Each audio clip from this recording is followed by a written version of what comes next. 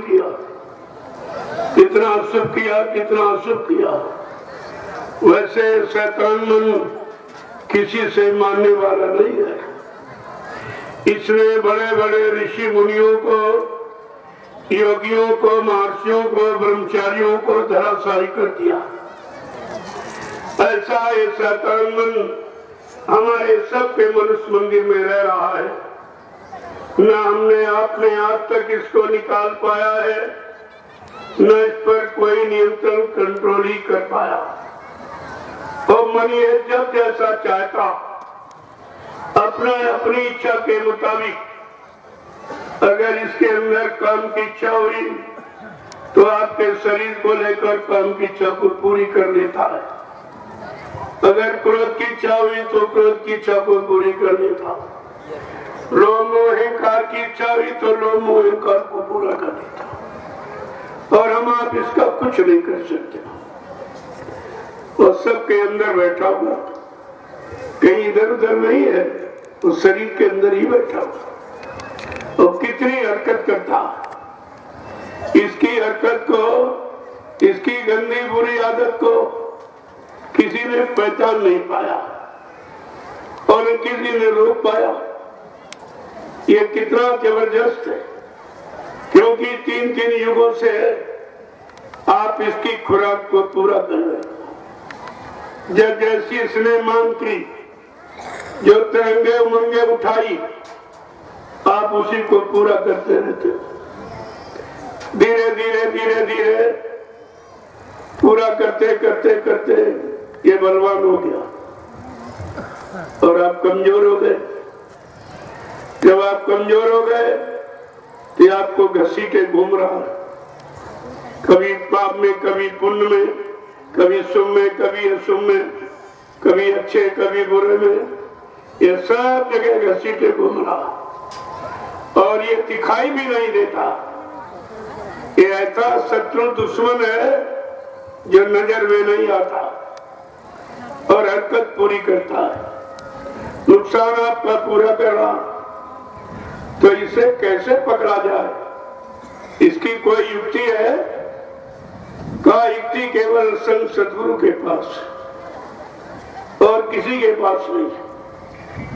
न ऋषियों मुनियों के पास, न योगियों के पास, न ब्रह्मचारियों के पास, न ज्ञानी विज्ञानियों के पास, न अवतारी शक्तियों के पास। जितने आज तक आए स्मृत मंडल में, जिनको हमने आपने अच्छा सच्चा और सब तरह से शक्तिमान बलवान माना, लेकिन इस मन के आगे सब हार गए। इसने सबको परास्त कर दिया।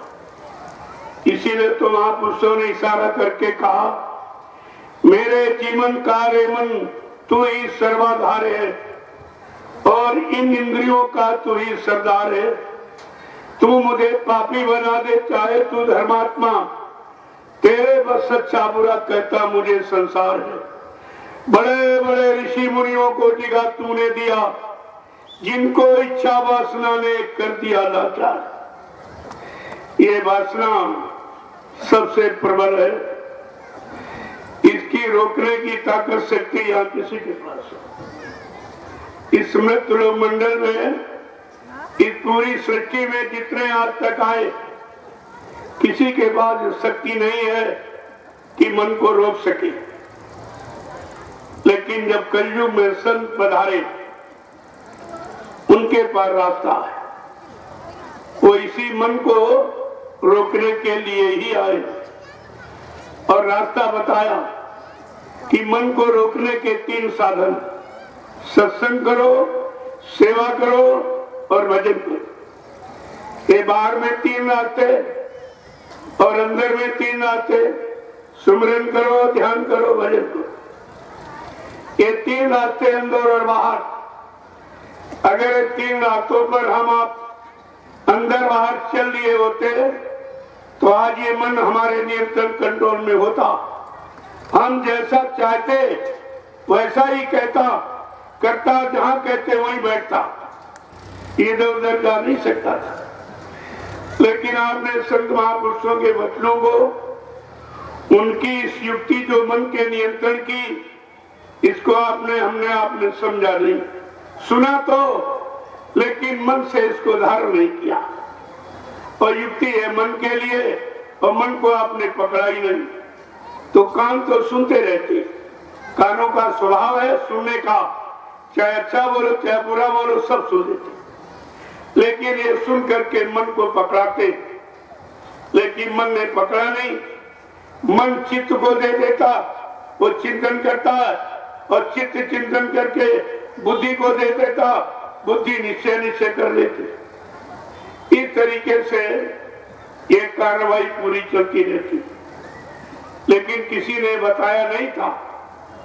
जब संत सद्गुरु आए कलयुग में, तब उन्होंने रास्ता खोल दिया, जो रास्ता आज तक मृत्यु मंडल में किसी ने जाना नहीं और किसी ने खोला नहीं, वो रास्ता जनाया और खोल भी दिया, कोई पर्दा नहीं रखा। कहा कि अगर तुम सत्संग वचनों को सुनने लगो और सुन करके अमल करने लगो, अपने जीवन में उतारने लगो, अपने जीवन का आधार सत्संग वचन को बना लो, तो धीरे धीरे धीरे ये शैतान मन वचनों से ही बस में हो जाएगा।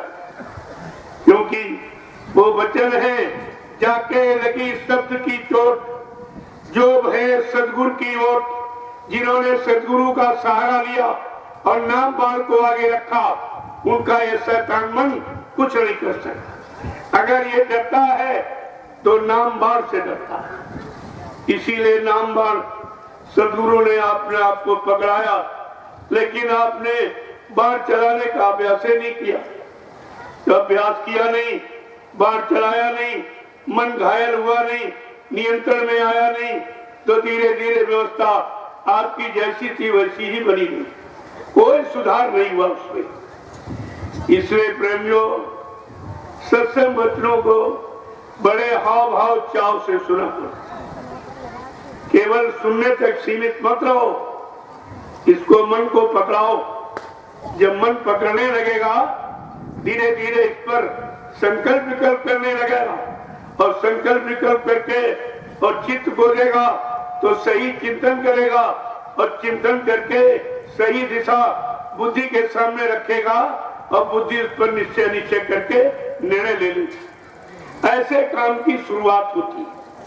ये भी आपको किसी ने आज तक नहीं बताया कि मन का काम क्या है, चित्त का काम क्या है, बुद्धि का काम क्या है, और मतलब यानी ये सब काम किसका, किस तरीके का, ये भी तो किसी ने बताया नहीं।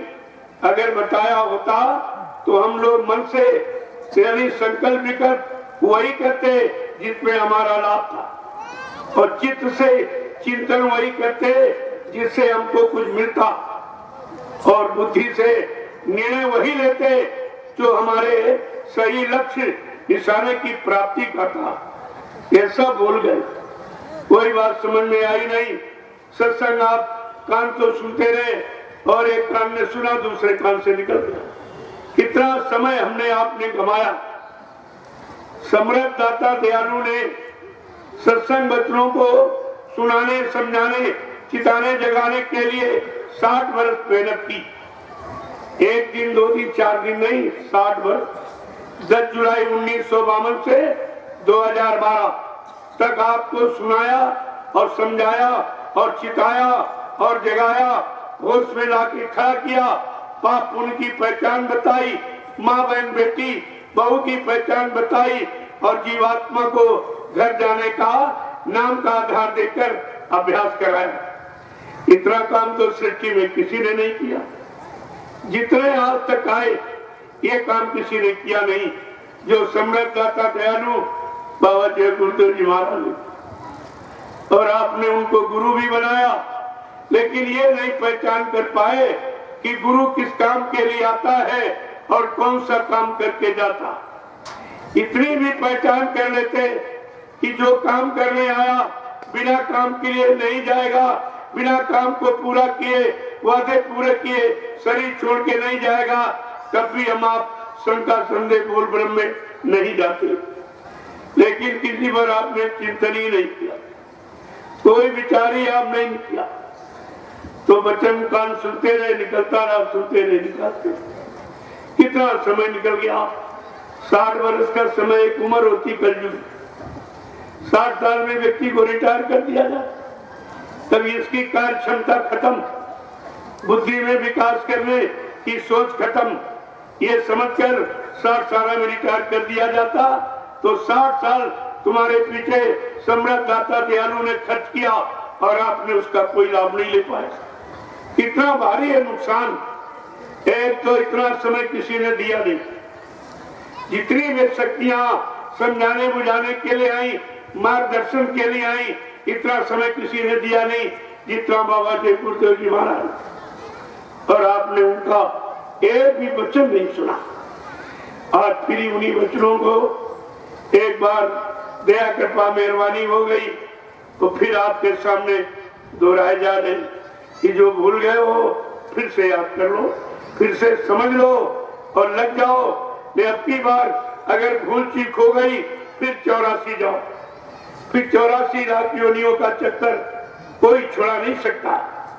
अगर अब की बार भी आप भूल गए, नहीं ले पाए, समय से नहीं खड़े हो पाए, अपना काम नहीं बना पाए, फिर ऐसा अवसर मौका आपको फिर कोई नहीं दे। इसलिए एक एक वचन को बड़ी सावधानी के साथ, ये काल माया का देश, ये हमारा देश नहीं। हमारे का मतलब हमारी जीवात्मा का देश नहीं। हम शरीर नहीं है, हम हाथ पैर नाक कान मुंह नहीं, हम कोई जात बिरादरी नहीं, हम किसी मजहब धर्म के नहीं। हम है सिर्फ एक जीवात्मा जो मालिक की है, किसी की नहीं। न ब्रह्मा की है, न विष्णु की, न शंकर की, न रामकृष्ण की, न 33 करोड़ देवी देवताओं की। ये हमारी आपकी जीवात्मा उस पर सचमुच सच्चे मालिक की है। जब मालिक की है तो जिसकी जो होती है उसी को चिंता होती, पड़ोसियों को चिंता थोड़ी होती। चिंता तो उसको है जिसकी ये वस्तु है, ये चीज है, मतलब यानी ये शक्ति है, ये चर्रा, ये तो जीवात्मा उस मालिक की। जब तक मालिक नहीं आएगा या मालिक के भेजे हुए जो है उनकी बात तो आपने मानी नहीं, ना अपने गुरुओं ऋषि मुनियों की बात मानी, ना मतलब यानी त्यागी तपस्वियों की, ना अवतारी शक्तियों की, और ना ही आपने जो कलयुग में संत महापुरुष आए, जो गुरु आए, सदगुरु आए, उनकी भी बात आपने नहीं मानी। जब इंसान गुरु को भूल गया, संतों को भूल गया, सदगुरुओं को भूल गया, तब परम संत सच्चा सतलोक निवासी मालिक रूहों पर रहम करने के लिए मृत्युलोक मंडल में स्वतः मानव शरीर धारण करके आ गए और अपनी जीवात्माओं को जगाने लगे। उनको किसी से आदेश लेने की जरूरत नहीं, कोई परामर्श सलाह करने की जरूरत नहीं, किसी से सहयोग शक्ति लेने की जरूरत नहीं। वो सर्वशक्तिमान सर्वसमर्थ जब स्वयं आया है तो उसने किसी से कोई परामर्श नहीं लिया और अपना प्रचार प्रारंभ कर दिया। जब नाम जगाया तब किसी को नहीं मालूम हुआ कि कौन सा नाम जगाएंगे, क्योंकि कलयुग में जितने संत आए उन्होंने भी नहीं समझ पाया कि सम्राट मालिक जब भूमंडल पर आएगा कौन सा नाम जगाएगा, किस नाम का प्रचार कराएगा, किस जी नाम से जीवात्माओं को जगाएगा और कौन सा नाम बेड़ा भवसागर में लगाएगा जीवात्माओं को उस पार करने के लिए और इनको इनके सच्चे घर पहुंचाने के लिए। ये किसी को नहीं मालूम होता है।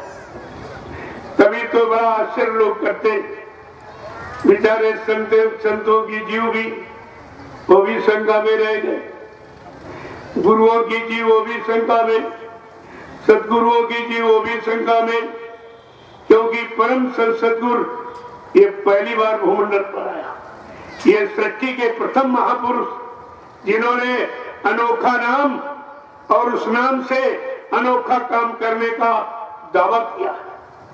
ऐसे वैसे नहीं चैलेंज किया कि मैं परिवर्तन करने आया हूं, परिवर्तन करके ही जाऊंगा।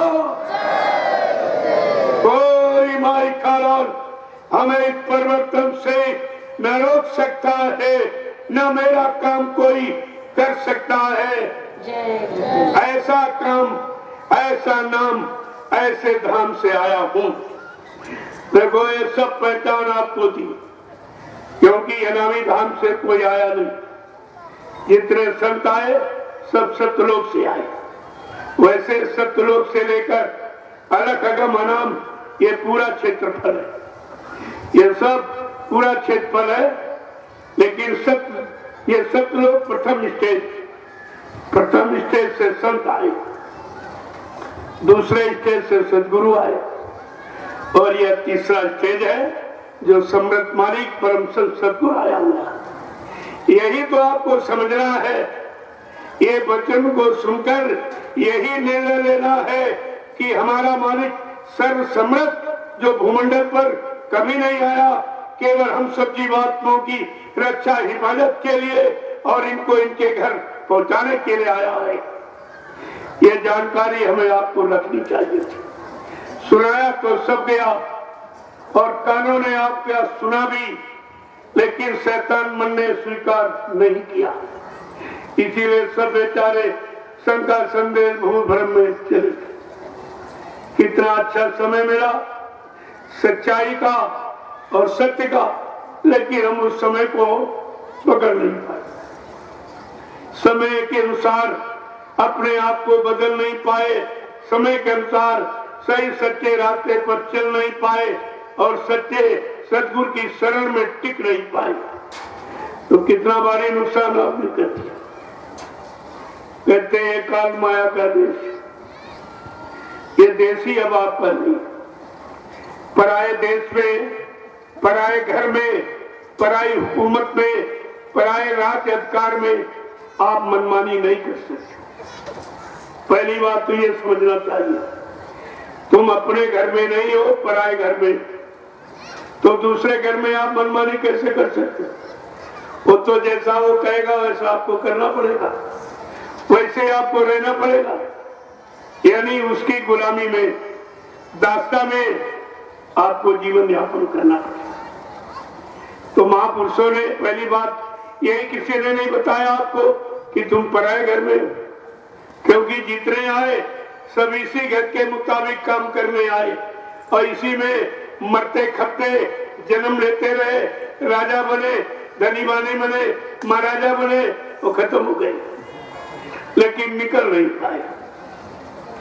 इस काल भगवान ने सबको अपने अंकुश में, अपने अधिकार में, नियंत्रण में रखा।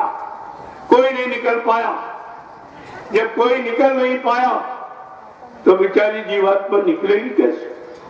अब जीवात्माओं को निकालने के लिए समृद्ध मालिक को खुद आना पड़ा, अनामी महापुरुष को खुद आना पड़ा और मानव चोला धारण करना पड़ा, क्योंकि जीवात्माएं उनकी सब मनुष्य शरीर में बची। अगर पशुओं का शरीर ले लेते तब भी नहीं सोच पाते, और कोई शरीर ले लेते तो फिर कोई जान नहीं पाता। इसलिए जीवात्माओं को जगाने के लिए, सही सच्चे रास्ते पर खड़ा करने के लिए मानव चोला धारण किया, और मानव चोले में आकर और सारा ज्ञान मृत्युलोक से लेकर और सत्यलोक अलग अनाम और अनाम तक का भेद दे दिया और कहा, और ये भी कहा मैं अनामी धाम से आया। कहा मैं बीच के लोक से नहीं आया हूं। ये भी शंका निकाल दो कि मैं राम कृष्ण की तरह से बीच के लोक से नहीं आया हूं, जो तुम सबको बीच में छोड़ के चला जाऊंगा। ना मैं ब्रह्मा के ब्रह्मलोक से आया हूं, न विष्णु के विष्णुलोक से आया हूं, न शिव जी के शिवलोक से आया हूं, न राम के साकेत लोक से आया हूं, न कृष्ण के गोलोक से आया हूं, न देवी देवताओं के देवलोक से आया। कहा मैं सतलोक सत्संग अनामी धाम प्रभु धाम वहां से आया हूं और प्रभु नाम लेके आया हूं। ये मेरी पहचान है कि प्रभु धाम से जो आएगा वो प्रभु नाम लेके आएगा। अगर प्रभु नाम लेके नहीं आया तो असली धाम मुकाम से वो नहीं आया। वो शक्ति असली नहीं है, वो बीच के लोक की है, बीच के लोक तक आपको पहुंचा सकती है, लेकिन अनामी धाम नहीं पहुंचा सकती। ये भी परिचय आपको मिला कि अनामी धाम से आए हैं, अनामी महाप्रभु हैं, प्रभु नाम लेके आए हैं, प्रभु नाम का प्रचार कराए, प्रभु नाम से जीवात्माओं को जगा रहे, क्योंकि जीवात्मा ने भी माँ के गर्भ में वादा प्रभु नाम का ही किया था। जब उसको प्रभु नाम याद दिलाया जाएगा तो अपने वादे की याद आ जाएगी कि मैंने गर्भवास में ये कहा था कि अब प्रभु कृपा करो यही भांति सब तज भजन करब दिन राती। तब उसको अपने वादे की याद आ जाएगी। जब याद आ जाएगी तो अपने काम में लग जाएगी। जब लग जाएगी एक ना एक दिन अपने घर पहुंच जाएगी। देखो सारी सच्चाई सब आपके सामने खोली गई, किसी पर पर्दा नहीं रखा गया, सब यानी खोल कर रखा गया कि कोई भूल भ्रम संदेह में न फंस जाए।